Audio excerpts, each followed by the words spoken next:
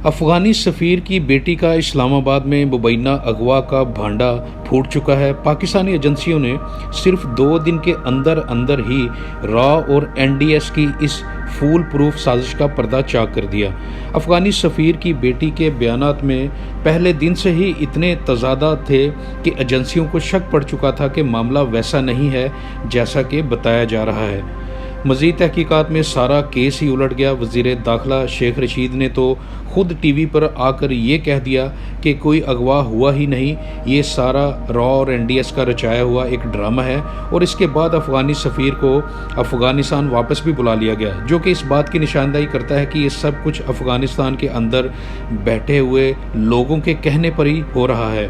ज़रा इस सारे मामले को दोबारा समझें कि अफ़गान सफ़ीर की बेटी का बयान था कि मेरे भाई की सालगिरह थी, जिसकी शॉपिंग के लिए मैं डिप्लोमेटिक इनक्लेव से बाहर निकली, टैक्सी ली और टैक्सी लेकर ब्लू एरिया मार्केट तक पहुंची, जहां मैंने मार्केट से शॉपिंग की और इसके बाद शॉपिंग मॉल से बाहर आकर मैंने दोबारा घर जाने के लिए टैक्सी ली। मैं टैक्सी में बैठकर घर जाने लगी तो 2 अफराद मेरी टैक्सी में घुसे। उन्होंने मुझ पर तशद्दुद किया, जिसके बाद मैं बेहोश हो गई और फिर जब मेरी आंख खुली तो मैंने खुद को एक जंगल में पाया।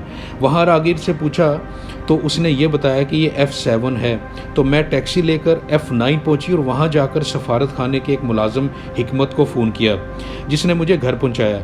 अगवाकारों ने मुझसे मेरा मोबाइल छीन लिया। ये वो इब्तदाई बयान था जो अफ़गान सफ़ीर की बेटी सिलसिला अली खील ने पुलिस को रिकॉर्ड करवाया।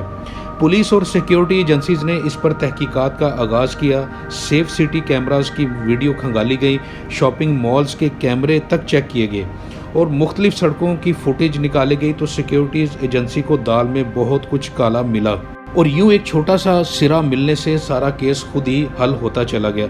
अभी भी इस केस में एक लिंक मिसिंग रह गया है और वो भी उम्मीद है कि जल्द ही हल कर लिया जाएगा। सिक्योरिटी एजेंसीज के मुताबिक वाक़या वैसा नहीं पेश आया जैसा कि अफ़गान सफ़ीर की बेटी सिलसिला अली खील ने रिपोर्ट किया। वाक़या कुछ ऐसे पेश आया, ये लड़की डिप्लोमेटिक इनक्लेव से पैदल निकलती है, मार्केट तक पैदल ही पहुँचती है। सेफ सिटी कैमरे की फुटेज से सबूत मौजूद हैं। इसके बाद ये ब्लू एरिया की मार्केट में नहीं जाती बल्कि वहाँ से एक टैक्सी लेती है और टैक्सी लेकर खड्डा मार्केट जाती है और इस टैक्सी ड्राइवर को भी सिक्योरिटी एजेंसीज ने सेफ सिटी कैमरे की मदद से गिरफ्तार कर लिया।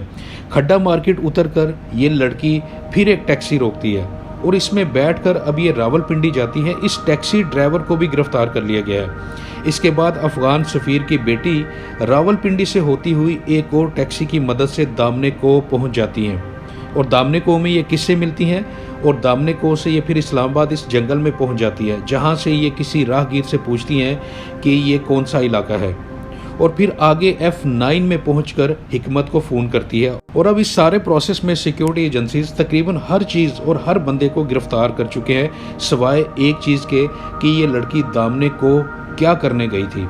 इस पर अभी तक तहकीकात जारी हैं और लड़की अपने मोबाइल फ़ोन, जिसके बारे में इसने कहा था कि इसका फ़ोन छीन लिया गया है, वो भी लड़की के पास से ही बरामद हुआ है, जिसका सारा data, phone numbers, call history और हर चीज़ डिलीट करके सिक्योरिटी एजेंसीज को दिया गया, जिसको फोरेंसिक के लिए भेज दिया गया है। मोबाइल फ़ोन का सिक्योरिटी एजेंसीज को इस तरह पता चला कि ये लड़की के पास है कि लड़की जब वापस आ रही थी तो मोबाइल लड़की के हाथ में था, जिसको सीसीटीवी फुटेज में वाज़ेह तौर पर देखा गया। सिक्योरिटी एजेंसीज ने जब लड़की से मोबाइल फ़ोन मांगा तो लड़की ने इनकार किया।